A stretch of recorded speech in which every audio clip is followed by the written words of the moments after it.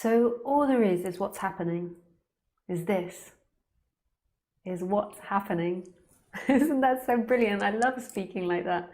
All there is what is. In every moment, that's all there is what's happening. You can't escape it. You can't go to the moon and get away from what is. You can't go to Australia and get away from what is. You can't take loads of drugs and get away from what is. You can't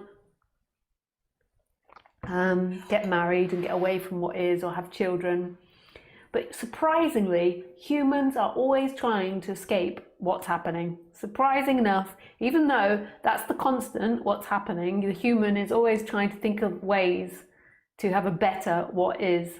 All the ways why this what is isn't enough. And this starts really young. It's like the predisposition that happens in the human. So you start off as a baby, free and alive and awake, and all there is life happening. And as a baby, you don't know that there is what is, or there isn't what is, or that there is consciousness, or that there is a hand or isn't a hand. There is only what's happening. There's only this awakeness, this alive presence. Then, as the baby gets older, it begins to be called a name. So Jack or John or Helen or Anne or Sue. And it keeps being told it's that name. You are Helen. You're Helen. Helen, Helen, Helen. Hello, Helen. Hello, Helen. Hello, Helen. Hello, Helen. And so eventually the baby begins to associate that name with who it is, that its name is Helen. And this is the beginning of identification with form and the forgetting of who you truly are, which is what is. So prior to that, all there was what's happening, was life happening, this happening, what is. And what is no thing appearing as everything. And it's conscious of itself, it knows itself. There is awakeness happening here. And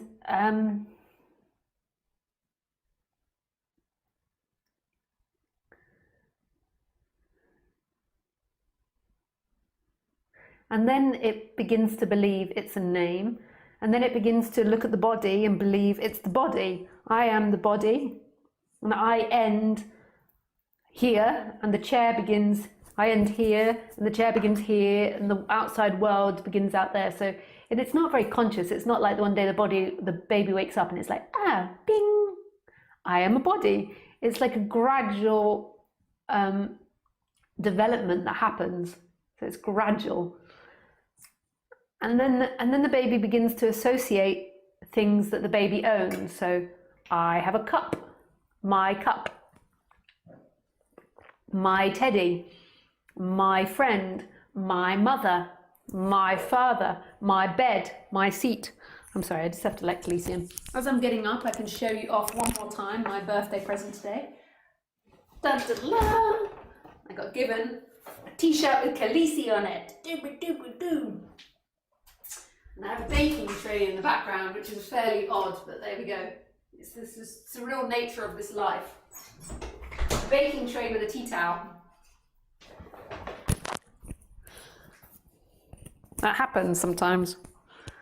A baking tray with a tea towel just appears out of nothing. So,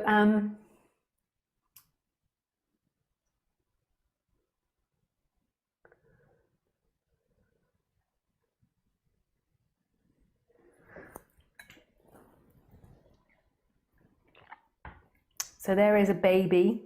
Oh yeah, and it begins to claim things. And as it gets older, it begins to claim more things like my hair color, my thoughts, my feelings, my emotions, my behavior, my way of being, my choices, my free will, my school, my teachers, my books, my backpack, my lessons, my intelligence, my behavior. And everything gets like sucked into this me, which wasn't there at birth. The me wasn't there, it developed. It was, in the beginning there was awakeness, there was a presence, there was everything appearing as nothing, or nothing appearing as everything, whichever way around you want to say it. And then it begins to claim all these things and believe that that's who it is. I am this person. Have all these emotions. I have all these behaviors.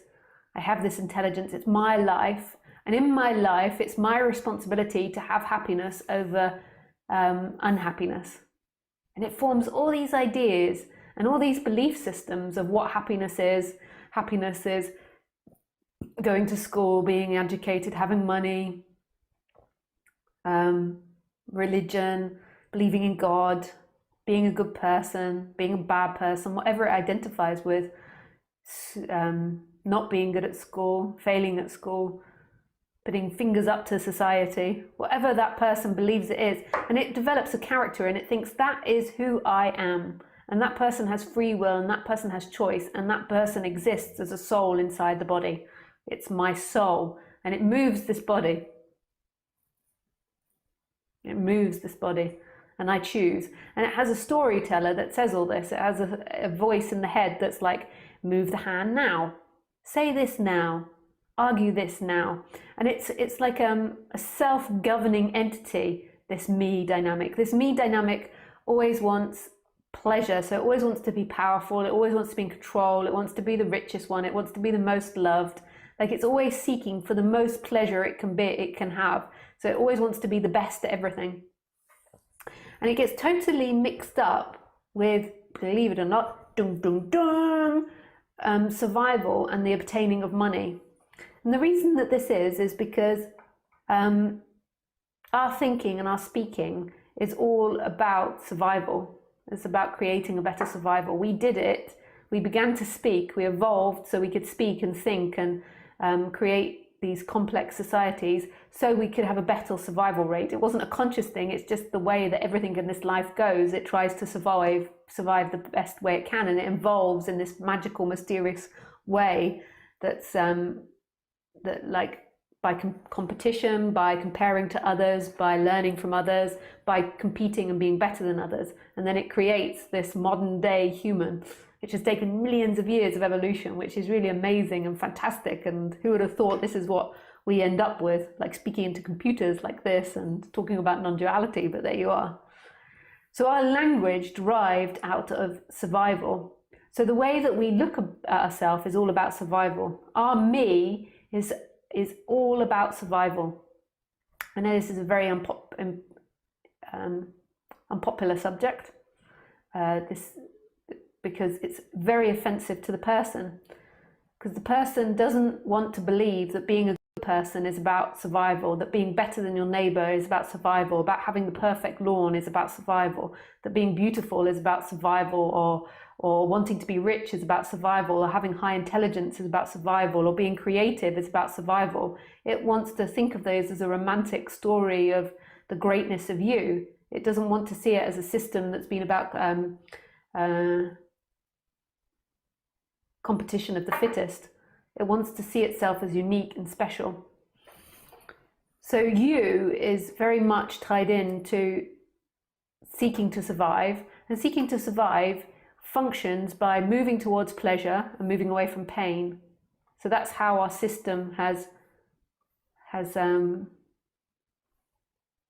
navigated growth. Things that are pleasurable means growth. Things that are painful mean destruction. So getting praise means growth. Being lovable means growth. Being successful means growth. Being creative means growth. Having a big house means growth. Having the perfect lawn means success. I have to bring up the lawn because everybody in England is very anal about their lawns. I don't think it's in the rest of the world, so maybe other people are like, why does she keep going on about lawns? It's an English thing. The English like perfect lawns. It's our thing. I think a lot of the northern countries do. They can't in the south. It's a bit of sun, it's like...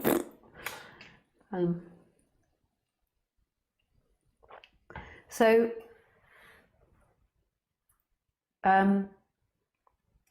this is what happens. Your person is all about survival and all about being someone in order to survive. But this is like me stabbing you in the heart. You're like, no, I am special because it pleases God Almighty and I'm going to get to heaven. Do you not understand that, Lisa Cairns? I have special talents that are beyond survival of the fittest. I am an artist who writes novels that are profoundly intelligent and beyond that dynamic. They go beyond it. So everything that you think about, from my perspective, everything that you do is about survival, including play, including joy. All of that is training you to be a better functioning human within society, or trying to, even if it is destructive. Even being a destructive person is about identity in a group that you can fit in of destructive people. It's all identity.